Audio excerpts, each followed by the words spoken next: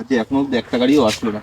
হ্যাঁ ভাই, 3-4 দিন ধরে বাজার কিন্তু খুব খারাপ গেছে। একদম চলছে না, সংসারই চলছে না। সামনে আবার একটু ওই পুজো আছে, বাড়ি একটা পুজো দেবো বলে কথা। টাকা পয়সা না তুলতে পারলে কিন্তু হবে টাকা না। না দিলে কি করে হবে? তোদের আবার একটু দারু ফারু দেবো, তাহলে কি করে হবে বল? একটাও আজকে গাড়ি যে আসছে আসবে না একেবারে মাখন তুলে নিতে ওই যে একটা গাড়ি আসছে, গাড়ি আসছে। চল চল, এইবার আসবে, এইবার মজা। হ্যাঁ, দাঁড়াও দাঁড়াও দাঁড়াও।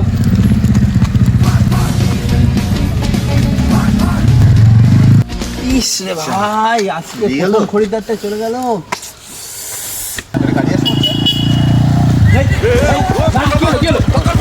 গাড়ি আসছে। আমি গাড়ি আসতে চালিয়েছি। হেলমেট কোথায় তোর? আমি লোকাল, আমার বাড়ি ওইখানে, এখান দিয়ে আমি সোজা যাবো। এখানে হেলমেট লাগে নাকি? এখানে হেলমেট লাগবে। এই দাঁড়াও তো, তোমরা কি পুলিশ।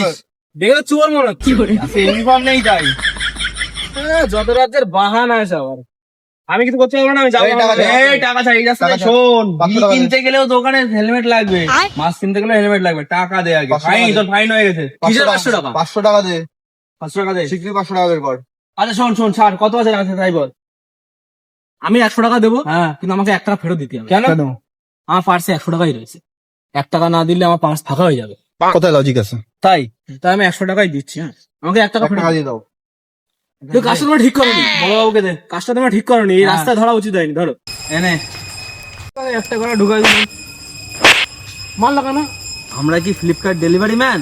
আমার 1 টাকা না দিলে পার্স ফাঁকা হয়ে যাবে। তোমার কাছে না, চাবিটা দাও। টাকা দিয়ে দিয়েছি কিন্তু। কদিন যেন এখানে না দেখি তোরে। যা যা চল যা। বোকা ছেলে। আরে না,